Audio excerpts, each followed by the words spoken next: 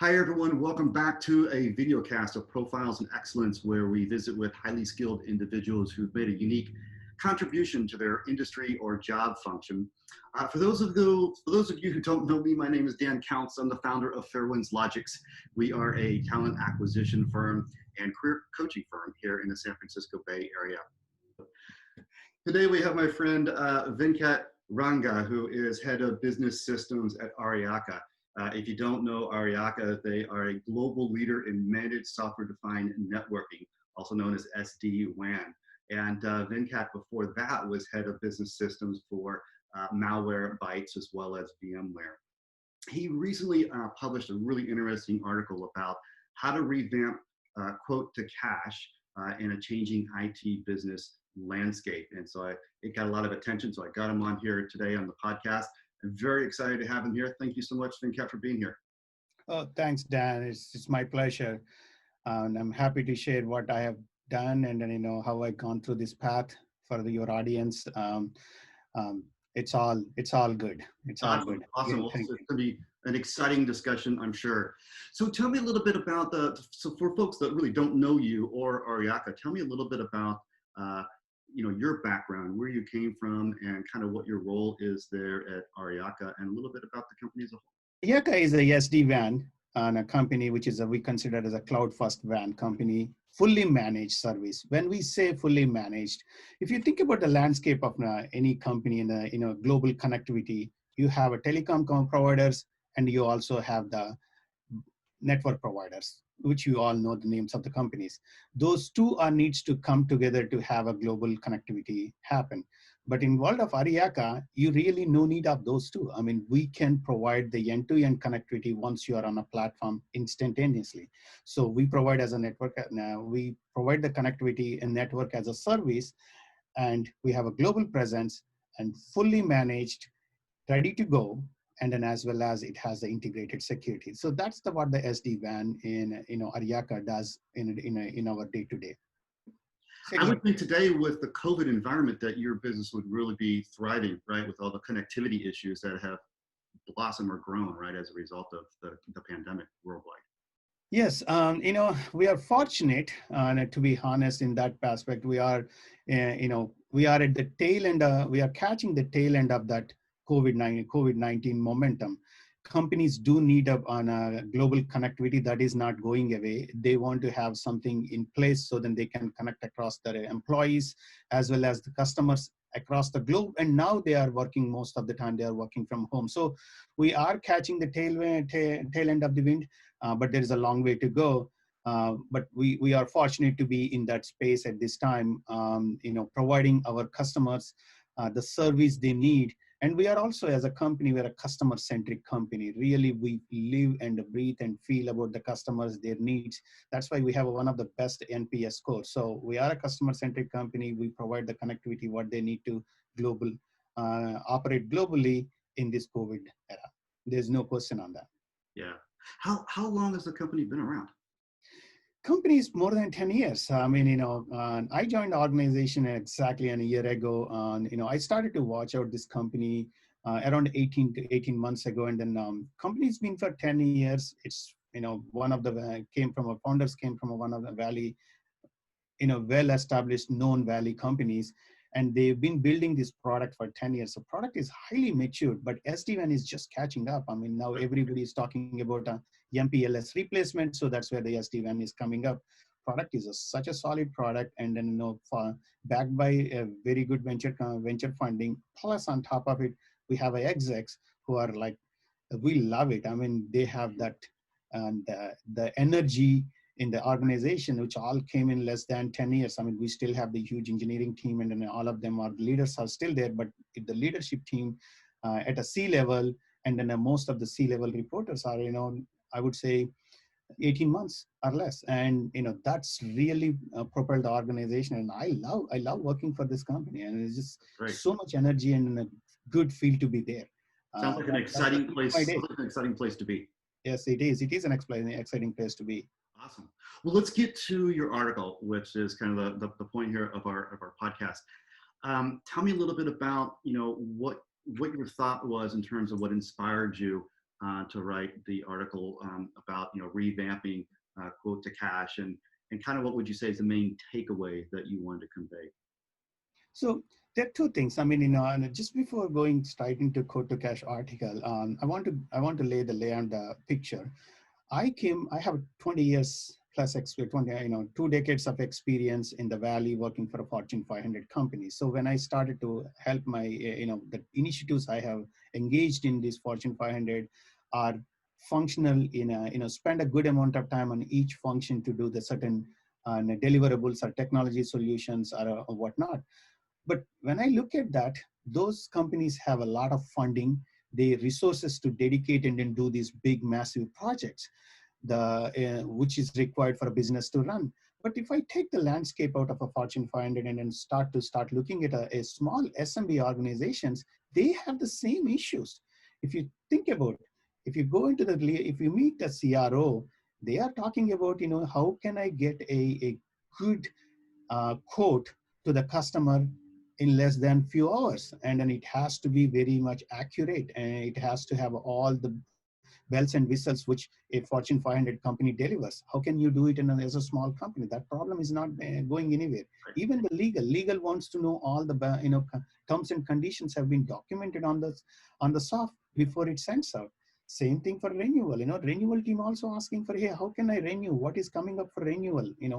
Do I have all the information customer has purchased?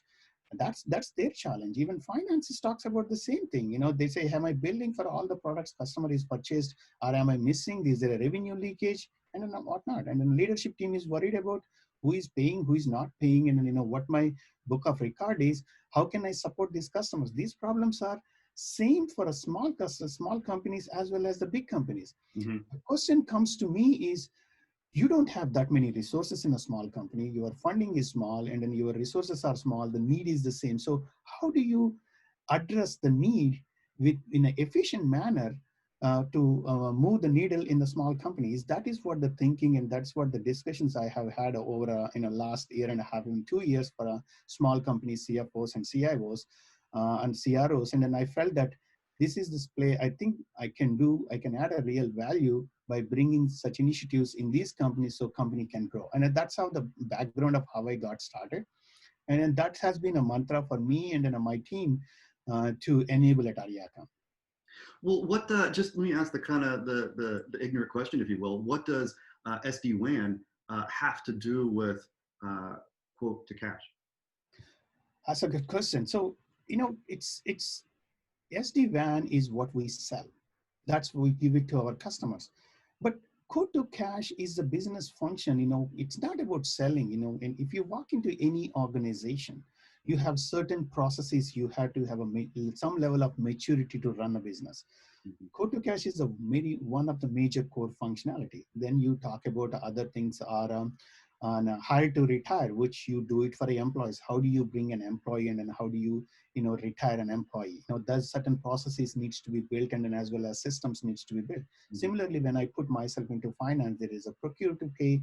How do you procure a certain assets, and then how do you pay them, and do it? And similarly, record to report. Even though your company is not public or not, you should be able to recognize the revenue and then report into board and report into, be ready for going to IPO, whatever that is. You have to have this maturity in the organization and all these processes and the systems supporting that.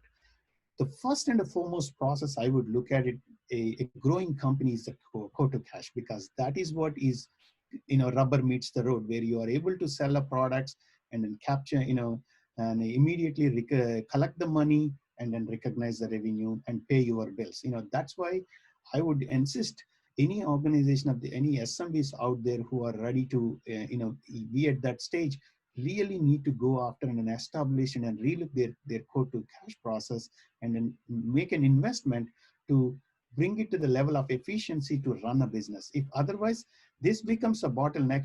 It's not good for a salesperson to spend a day or 2 days to create a simple code and send it out. Has no value. Rather, they would spend a time talking to the customer and take care of the needs. So it's just a balancing act. Right. So this process enables the business to run efficiently. That's how I see it. For those that are out there who are looking at maybe revamping their quote to order system or quote to cash system, what would you say are the main obstacles that they need to consider before embarking on such a transformation? So a couple of things I would say in any organization, any organization is thinking about a quote to cash. There are a few questions I have for a leadership team. First of all, leadership team is ready, buy into that. Is they are seeing this as being a problem. If the leadership team itself is not seeing as a problem, then there is no get go at all, and it becomes a more of a good to have. It's not a must have. So I have to make sure that this is the must have, and then leadership team recognizes this is the problem to start they want to address. I've seen a companies in a day, 10 years and then 15 years, they still be able to work with their small systems and then they're still operational because they throw more bodies at it. In the way I see it in this whole thing is there is a people, there is a process, and there is a technology. Technology will be able to increase that efficiency. Process brings the additional efficiency, and then people would support it. You can do work without a technology. People can still do it in Excel. It's not a problem. But process, you got to build up some process. But when your company is kind of coming to a certain level of maturity, you need to start focusing on how can I bring them more efficiency and keeping the cost low. That is what the factors we need to look at it. When an organization leadership team realizes that, my goodness, we have to streamline because we don't know what we are selling to customer. We don't know how many customers we have. We don't know, we are sure are we collecting the money from our customers. Can a board ask me what is my revenue, and then I just need to run around and in 3-4 days to find the report, to produce a report for a leadership team is the problem. And other thing I look at it is, if a company is changing their product and they are now all of a sudden they may have only 3 or 4 products, and then now they are making it into a 10 different products, and then reconfiguring the products in different way, and then you are bringing a different sales motion around it. That gets the complexity. If it's a 4 products, sales rep can create a quote in Excel spreadsheet and then run with it, and it's not an issue.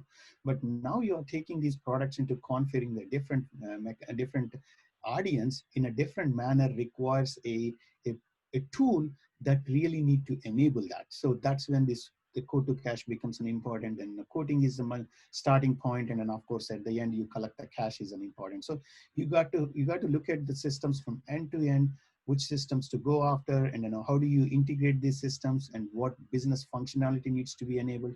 All of them needs to come together. So Well, if it's any interesting. leader is worried about it, I think they are in a good place. Yeah, well, yeah, you're right, exactly. Well, it's interesting because, in here you talk about, and you mentioned technology a moment ago, the third piece of the puzzle is technology itself. And I would think in today's, we'll say modern times with machine learning and AI that's out there, why would technology still be a key piece of the puzzle?